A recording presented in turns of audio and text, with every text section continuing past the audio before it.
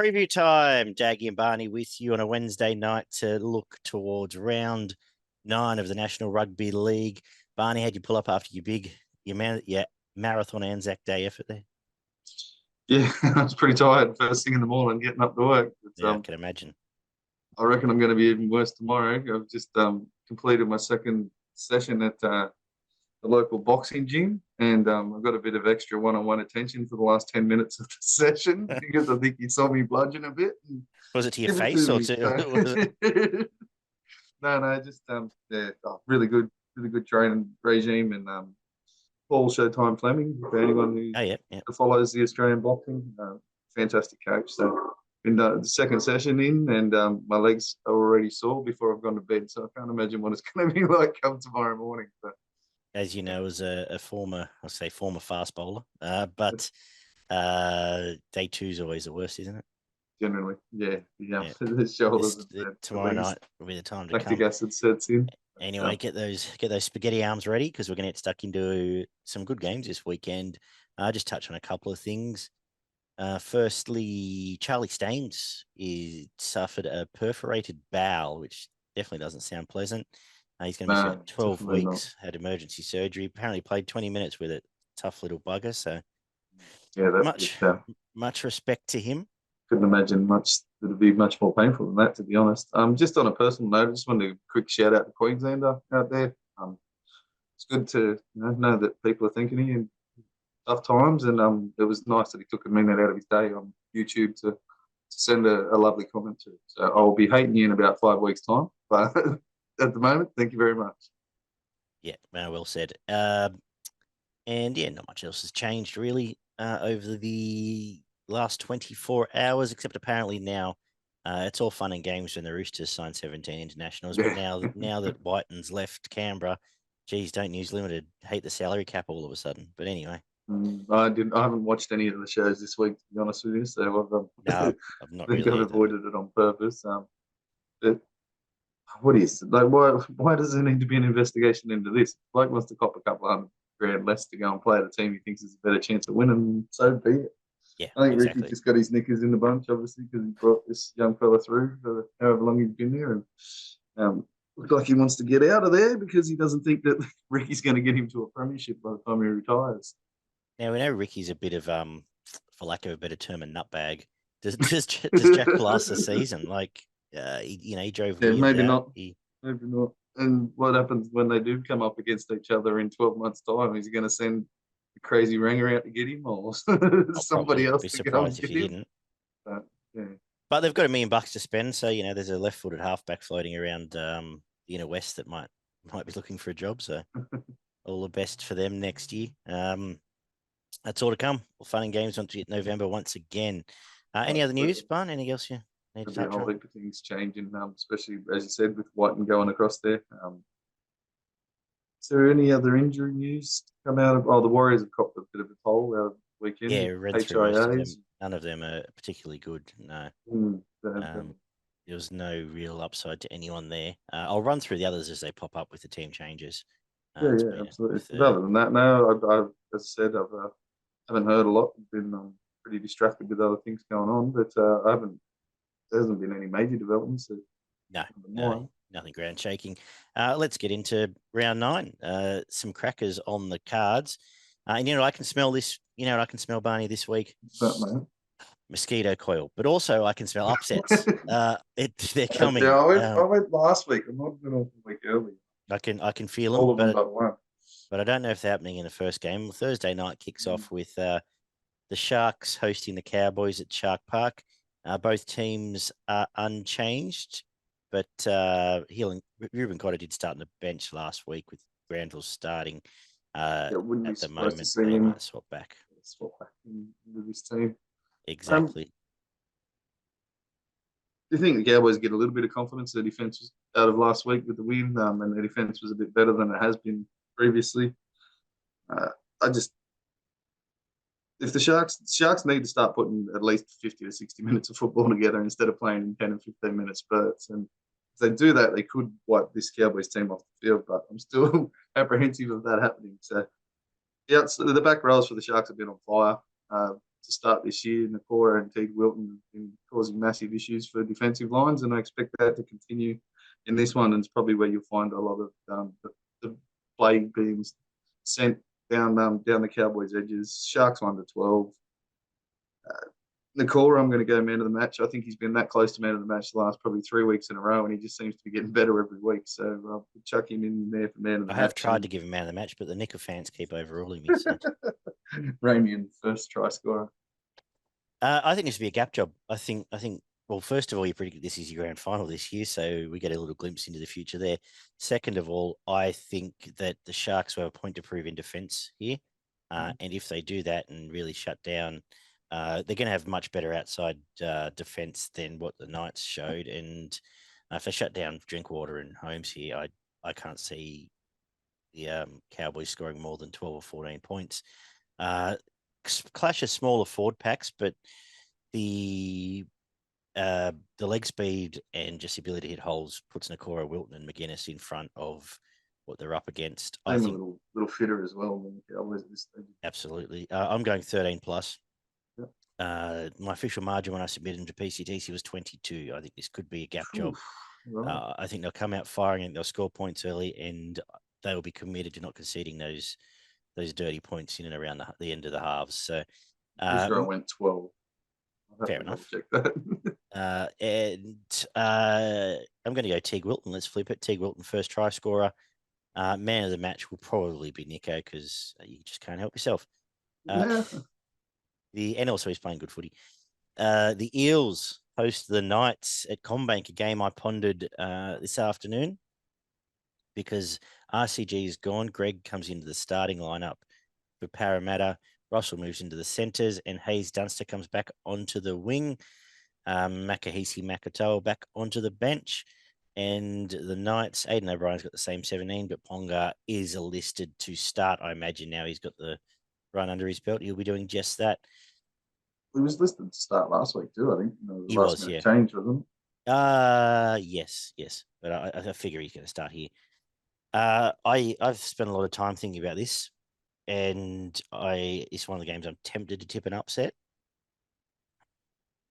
What do you think? Because I'm still thinking about it. I just think the Parramatta back at home, I dare say they would have got a rest early in this week. And Newcastle, while they have had a lot of points in them, I'd yet to see their forward pack really dominate another one. And Parramatta, although they're down with RCG, I think Greg's been quite good for him when he has been brought into the action. I just think they're the back rowers probably get them home for me. I think the likes of Madison, Lane, and Hopwood will probably just do that bit of extra work through the middle of the field, which create enough opportunities for Parramatta to win. I don't think they'll blow the Knights away. I think the Knights may even lead for large parts of the game. And I've gone with Marzu to score the first try, but I just got a feeling that Gutherson will get him home. I think he'll be the man of the match, and he'll be the one that's saving tries and probably set up one or two as well. And Parramatta gets home 1-12. I think CommBank's in their favour. If this was the other way around, I would seriously consider tipping the Knights. Probably need to see him put it together a good 80 minutes again. Just hasn't quite hit the last 2 or 3 weeks now. This is a better looking minus RCG. I like the back row lineup of Madison back to an edge. Hopgood, I imagine, is probably going to get those big minutes back this week. And does tilt it slightly in their favour. Cracking contest, though, with Lane and Madison against Frizzell and Fitzgibbon. They've both all been in tremendous form. First try scorer, you know where we're going here. We're going to Dom Young on the Parramatta wing, probably waltzing over either untouched or off a bomb, just taking it and flying over the top there. But I tend to agree with you. I'm going to say Mitch Moses hasn't had the time to shine really since, apart from that Tigers game and the Penrith game, I think back to his best here and can be the difference against a team that probably does need a little bit more creatively out of their halfback, really. I think Ponga was a bit of a disadvantage last week, to be honest. They sort of got mixed up a little bit where Miller was sort of not injecting himself as much as he was previously. So I think they'll work that out and they will be a bit better this week. But you thinking points? You thinking both teams rack up a few? I think both teams around 20, yeah.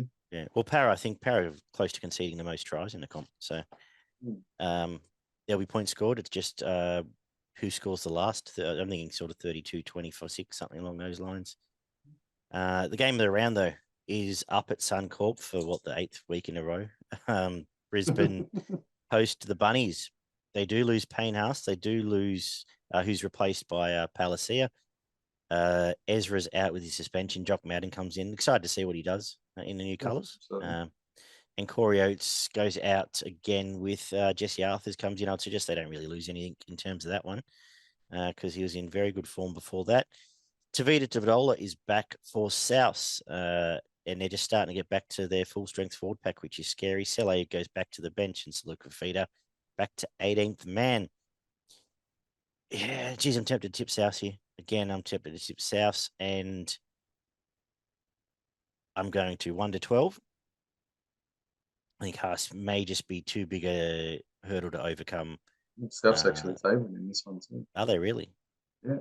Yeah, right. And losing Ezra. 220. Okay.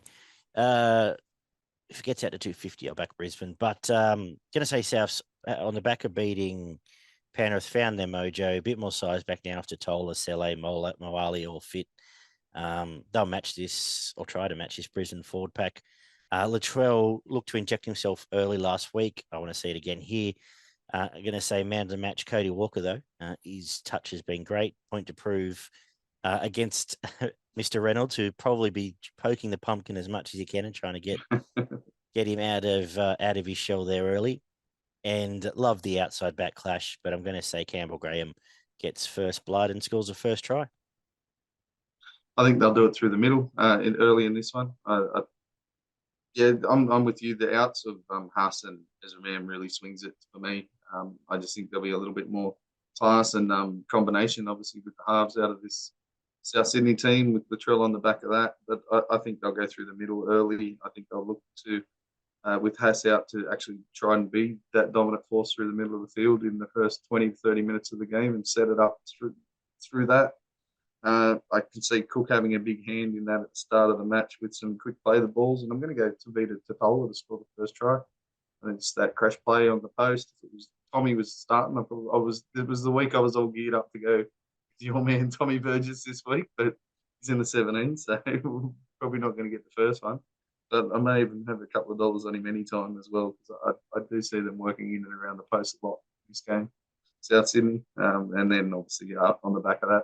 Get the big boys chiming in the back line. I'm sticking with Walker with you as well. I think his touch and his footwork may be the difference out wide here and cause the defence to break down, and South's 1-12. Beautiful Saturday. Super Saturday kicks off down in the nation's capital with the happy camp of Canberra taking on the Dolphins. Rapin is back. He comes back in for Kotrick. Xavier Savage has been named in the 20, but as of right now, Seb Chris is at fullback, so we'll see if they reshuffle Croker, Hopewade, or Chris around closer to the game. Kenny Bromwich is back for the Dolphins. Welcome in after a tough couple of weeks. SAS goes to the bench, and Donahue out of the 17. Looks like Anthony Milford has been named on the extended bench, so I guess we'll keep an eye on them. At the moment, I'd be keeping Cody Nikorima in the side, but that's just me. What do you think? I'm a bit worried about the Dolphins. As I mentioned last week, I thought they were sort of due for a downward spiral for a couple of weeks. Just that looked like they needed a rest. Bromwich coming back in should definitely help the middle of the field, but still got some concerns the way that they leaked so many points in the first half of the Titans. I know the Titans were playing pretty good football, but it wasn't anything miraculous. And I think the Raiders can match this forward pack in the middle, and if they can stop them from getting on the front foot, then I think the Raiders may just be tough enough to sort of fight through and get a few points at the back end of the game with the likes of Hudson Young and Seb Chris sniffing in and around the ball as a support player or hitting those short lines in close to the try line, and throw Tomoko in there as well. I think that they're just going to play that style of footy, and they're going to try and camp down on the Dolphins 20, 30 metre line and just pepper the line, whether they can get away with it at the back end. The Dolphins, to me, do have a lot more points in them, but I just think I can see the Raiders winning that forward battle and sort of shutting down their points of attack early in the game. And they can hang on, I'm going to go with the Raiders 1-12. Seb Chris first try scorer and Hudson Young man of the match. Yeah, what they lacked that AJ had though is pace, and there's not a heap that's going to bust them open straight through the middle there, so they can probably work a little bit. They can wind into this game a bit more comfortably. I love the forward clash. I'm sticking with the Dolphins. I think they'll still a little bit of petrol in that tank just yet. I don't know why I convinced myself with Raiders. Yeah, you're allowed to. I'm going to stick with it. Your show. They'll match them enough. I think this will be a bludger first 15 minutes, and then I think it's going to be the footwork of the outside backs of the Dolphins. It's going to be the difference here. Croker hasn't really had the blowtorch of pride yet. It will be with Branko Lee and Ewan Aitken and Azarko, who's been outstanding this year, all sniffing around with a bit of early ball on the line. I'm going to go first try score Ewan Aitken as a result of that. And how good's he been in the last 2 weeks? Sensational. Career best form, just about. Outstanding. And I think we see the return to, well, not return to form. He's been fantastic. I think the hammer, when you're in a game where we're looking for pace, he's it. And I think he can light up with a couple of try assists and get back to the scoring list because he's been out of it for a couple of weeks now. So in and around halftime, I think it'll be his time to shine. I think there's points coming for him. 1-12 Dolphins. Let's move on. The Seagulls host the Titans at 4 Pines Park at 5:30. Cooper Johns comes back into the six with Schuster apparently injured again. Tuolungi is back from his concussion with Bullimore back to the bench. Tuipulotu comes onto the wing, and that means that Garrick moves into the centres for Brad Parker. Tommy Turbo needs to pass a fitness test, but has been named. I imagine probably wanders around on one leg again and does well enough.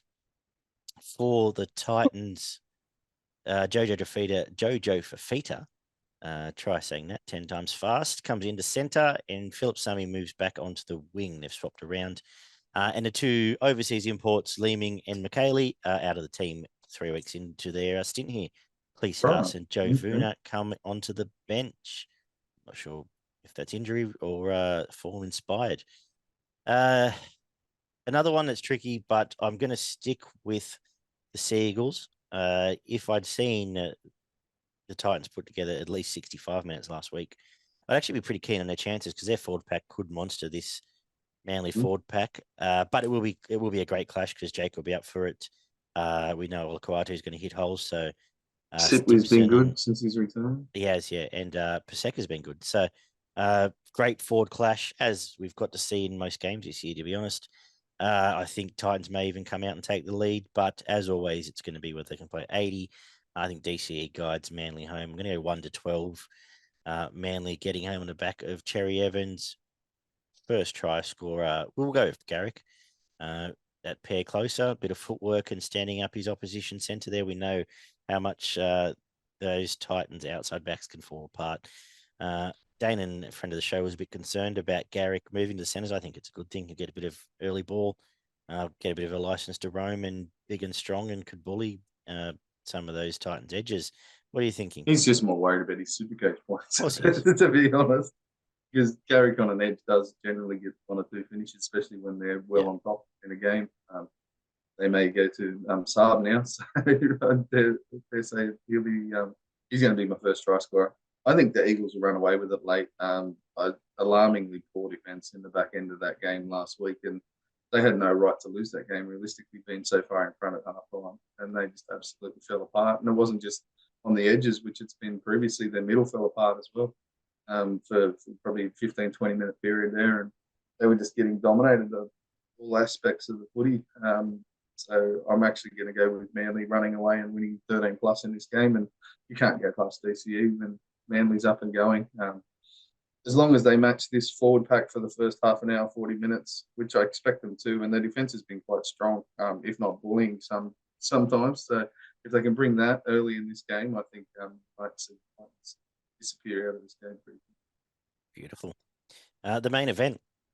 Panthers host the Tigers up at Bathurst. Yeah. Taruva has been named despite being slightly injured. Tyrone Peachy comes into the bench, into the starting lineup at centre for Tango, who is out for an extended period with his pec, unfortunately. the rest is what you'd expect now. Jack Cogger apparently has been pulled from New South Wales Cup, leading to all sorts of speculation about Cleary being rested, and it actually wouldn't surprise me if he is. So a watch on that, especially sort of given Good time to do it a month into Origin. exactly. Given how big some of the margins are in this game, which I'll get to soon, might be worth keeping an eye on. For the Tigers, Staines obviously is going to miss 3 months. Best wishes to him. So no Faluma is back again, and Brent Naden's back from his collarbone injury to play at centre. Matamua is listed as 18th man. Apparently, has a chance to come in and potentially take Tommy Talau's spot on the bench there. Penrith, here's the thing. Penrith, I think, are ready, are ripe for another beating here at some point. Unfortunately, I don't think it's going to come from the Tigers. I think that this forward pack of the Tigers will monster them again. I think they'll man up here and be very impressive, throwing around the likes of Eisenhuth and Sorensen. The problem's going to be what the problem's been for the last 8 rounds, that we don't have any halves. So if we did all the ball, all the field position, and not score points, I can see it happening. And then Cleary will kick a 40-20. They'll run up the field. They'll score 2 touches in, and off we go again. But I'm going to go with Penrith 1-12. If Cleary's out, even with Cleary out, let's be honest, I need to see something from their halves. I am going to go first try scorer, Junior Tupou. For once, we might take the lead early and then fall into a bit of an arm wrestle. And let's go with, we know how easily the Tigers concede long range tries and tries out on an edge after Mountain's possession. I think Stephen Crichton might score 2 or 3 tries here. And will we man of the match? What are you thinking? Yeah, I'm sort of with you with the forward pack. It's concerning how much Penrith really rely on James Fisher-Harris. If you go and look at the times he's not running around for this Penrith side, Leota does a job, and so does Leniu, but it still astounds me how they're not starting Spencer Leniu. I know they like his work rate off the bench and that impact coming in 20 minutes into a game, but if I know he's moving on shortly, but why he isn't being given 50 to 60 minutes like a week and just getting him right into that role of being a dominant forward, I don't understand, because he is explosive when he is on the field, and I can't see why he wouldn't be able to play another 15 to 20 minutes of football. Yeah. And Penrith would get off to a much better start, I would imagine, with him starting instead of Eisenhuth. But I've got faith in Eisenhuth for whatever reason, better or worse. Yeah, I just think there's too much skill and class on the edges for Penrith compared to what the Tigers have been putting up. There was a much improved showing last week, and probably the last 2 games have been better than what they have previously. But they're starting to roll through the middle and use Appy a little bit more, which is actually conductive and creating a few points for them. But I don't think it'd be enough to get over the top of this Penrith side, especially when you do see Leniu come on in the 20 minutes into this game. I think you'll just up the tempo again, and then start to see cracks in and around the Tigers' defence. So I'm only going 1-12. I think Tigers will stick into the game for a good 40, 50 minutes, and then you might see a couple of late tries. I'm going to get a man to match Edwards. Just a bit worried that Cleary does get rested, and if he does, I dare say you'll see Edwards taking up the slack in the ball playing role, and sort of jumping in that one set closer and being a bit of a ball distributor. And they set up a few tries for the likes of Hosking and Crichton on that right-hand edge. Penrith 1-12, man of the match, Edwards. And I'm going to go first try scorer, Tyrone Peachey, just for the fucking hell of it. He's out there on that left edge, which they do like to go down. The bloke hasn't had a real good game of footy for a couple of years now, let's be honest. And I'd love to see him score a try first up for Penrith. Fair enough. He did get one when he returned actually earlier in the year, but I could see, I sort of got the feel this would be a good 50 minutes, and then old wounds will open when Nofaluma drops one, and off we go. All right, the Warriors and the Roosters at Mount Smart. Promises to be a cracker here, but unfortunately all the cavalry is injured from last week. Tohu Harris, Chance, and Tavanga all out. Dylan Walker, I believe, going to judiciary, but could miss 2 or 3 games as well from his head slam. Suggestion is Volkman will play if he's out. Tuapiki comes back into fullback. Valia comes back in, and Wade Egan returns from his head knocks. Bunty starts this week with Josh Curran starting at lock. Nat Butcher's back for the Roosters, which sees at the moment Crichton starting the game on the bench. We'll see how that pans out. Corey Allen starts for Tupou, who will be out for a while. I'm going to roll dice here. I'm going to say the Roosters maybe still a couple of weeks away from just where we want them, and I'm going to tip an upset here. I'm going to say Warriors at Mount Smart. If they're full strength, I'd almost declare them. The fact they're missing 4 very big guns is a concern, but I think the Roosters might just not be at their absolute best, and the Warriors probably have 20 points in them, which may be enough to beat them.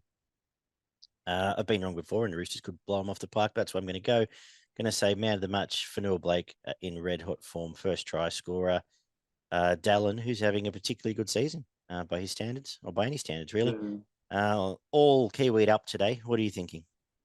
Yeah, they're going to have to. They're going to have to work really hard there with Collins and Jared Ware-Hargraves in the middle of the field. Up against Bunty and Fanua Blake, but it's definitely a matchup I'm looking forward to. At his best, Fanua Blake could probably take them both on at the same time, but on the other side, you could say probably the same about Jared, but he's probably further away from his best than Fanua Blake is at this time of his career. So, really like what I saw from Dylan Walker at 6 last week, which, as you said, they probably do provide 20 points in this game. I was keen to have a look at them being Mount Smart at home, but I just think the Roosters will probably still be kicking late in this game, and if they've got a sniff at the back end of this game, I think they'll just grab it. You saw Manu straighten up the attack last week, and they did look a lot better in the middle of the field with their halves. It's certainly by no means a finished product, and I expect that to be better again this week. So I'm going to go man of the match, Suwali, I think. For some reason, I've just got a feeling that this is the type of game that he'll really get the better of his opponent and score a try, set one up, and just cause a bit of havoc out there on the edge for the Roosters. He hasn't done it yet this year, and we've been waiting for it to happen. So I can just see that flash in the pan performance come out, and you can get man of the match in this game. Manu, first try scorer, and Roosters 1-12. I'd really like to see it because he does have the best hype machine in the world. And to be honest, I don't think it's quite hit that standard this year, at least. He was good last year. His whole career, he's probably only had probably 2 or 3 real big breakout games. Yeah. And for some reason, I've got a feeling it might happen in this. And we wrap up with at WIN Stadium with the Dragons hosting the Bulldogs. Dragons welcome back one of which Fane come in. Max comes onto the bench for Tatau Moga. And the bloke scored 2 hat-tricks and they flicked him. His arm fell off.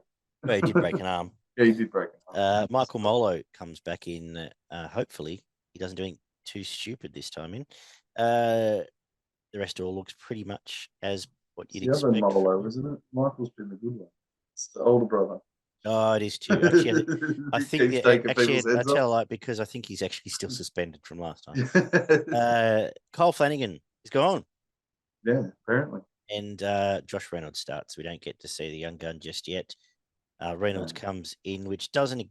Well, as far as Band-Aids go, it's very much a Woolies brand one, isn't it? But I don't think it does anything. To be honest, I think it probably makes it worse.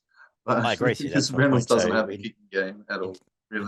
Exactly. In terms of papering over the cracks, it's it's very much tissue paper. Andrew Davies out, Curtis Moran and Sam Hughes onto the bench. New Brown's back, which is good. They could really, as an extended bench, I imagine he pops in here because they could really use him in a number of positions. Yeah. Put him in the 14 at least. Give him some options. I'm going with the Dragons. They, match motors with the Roosters for a good chunk last week. I just think, as I said in the show last night, Bulldogs where they were 12 months ago. Same players, same personnel, and it's going to be the same results, if not slightly worse off, as you said. If anything, they seem to be sliding a little bit. Well, they've lost their pace. They've lost their out wide pace on both sides, and as you say, it's at best a lateral move bringing Reynolds in here. Yeah, So on top, I'm going to say Sloan builds on his confidence building performance last week, and we get to see the best of him here. A couple of try assists and potentially a try. I'm going to give him man of the match. First try scorer.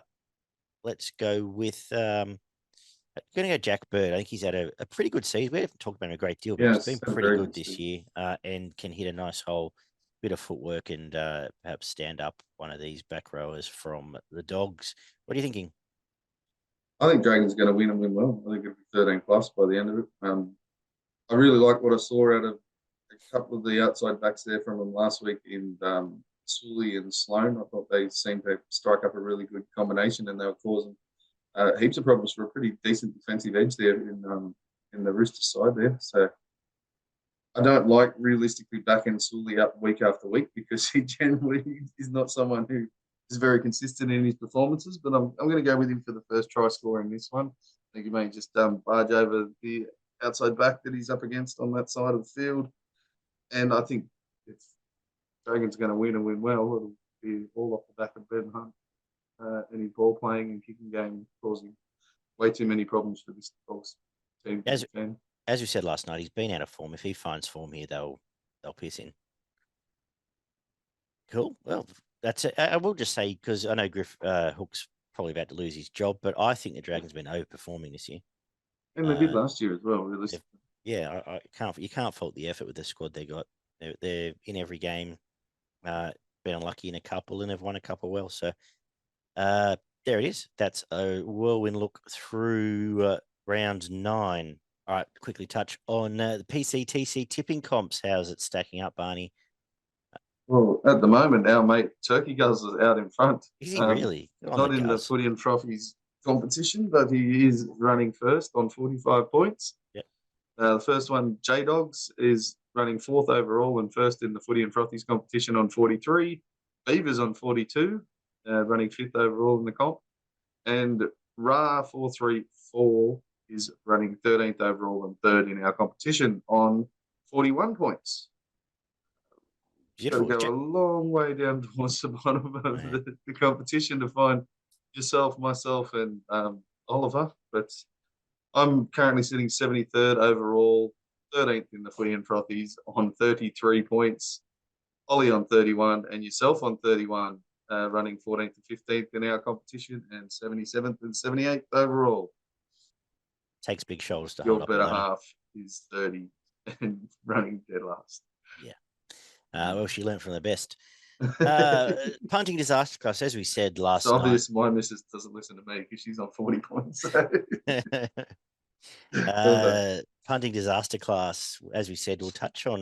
We'll try and put out some late mail content. Perhaps Friday, Saturday Arvo, Saturday late morning, and so on our socials. So check them out, Instagram and Facebook. Just with a bit of an update on what we're thinking, with some late changes and maybe a couple of betting plays for those so inclined. Of course, gamble responsibly. But disaster class wise, how are we sitting and what do you like this week? Yeah, well, we both missed out again. So we continue our downward trajectory with our money. I'm at minus $82.50 and you're at minus $260 at the moment. I've gone with a couple of. First of all, I've gone Ramian, first try scorer in the Thursday night game at $14. I've gone the Friday night double in Souths and Parramatta, both 1 to 12, get you $8.80. I'm going to have bulk of my money, $30 on that one.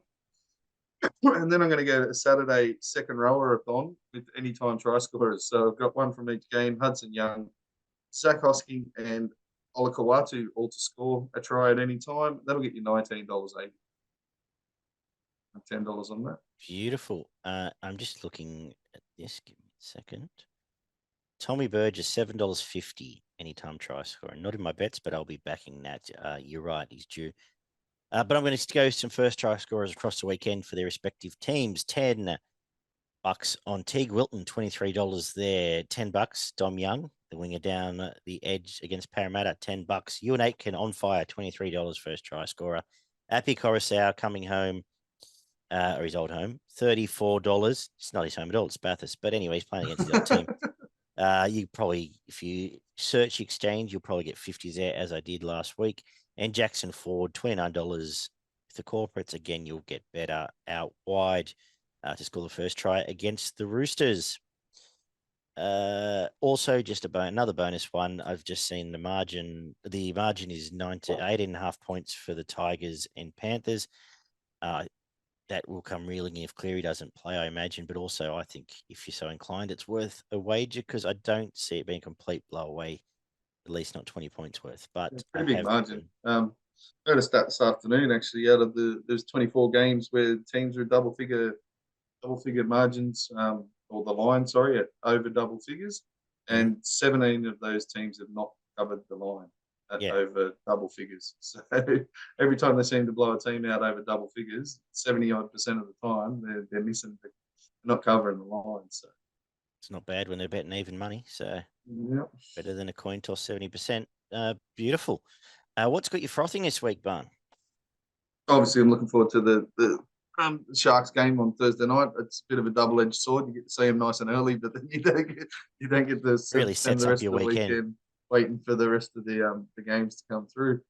I think the Friday night game should be quite good. I expect the Knights to put up a bit of a fight there, and the Broncos South game should be an absolute cracker. It would have been nicer to see Huss and Nam playing and seeing both teams at a relatively full strength. But they're probably the two games that I'm really going to be focusing in on, because there's a few that may just fall away. We may get a couple of those scrappy games later in the weekends. Oh, it's car crushers coming. That Manly game and that Dolphins game could be anything. I'm keen as mustard for those Friday night games. I think Newcastle can really give them an absolute crack. And I think that Brisbane and South will be set as it was last week, semi-final level intensity, and we can see who is going to swing in the deep end there. Also looking forward to the Warriors doing similar with the Roosters. I think that could be a really good contest. Looking forward to all of that, and I'm looking forward, Barn, to talking about it with you at the Grey Gums Hotel next Tuesday evening. Fantastic. Pop that into your calendar. It'll make it a date, hey? Done. Beautiful. Take care, guys. Anything else? No. Beauty. I'm out of here. Good job, mate. Go get some sleep. You need it. All right. Go get some ice on those shoulders. And we'll be back to you over the weekend with a bit of late mail, but also next Tuesday. Catch you guys. Throw out a few bets, cover the Friday and Saturday games. Should be interesting. Bye. Yeah.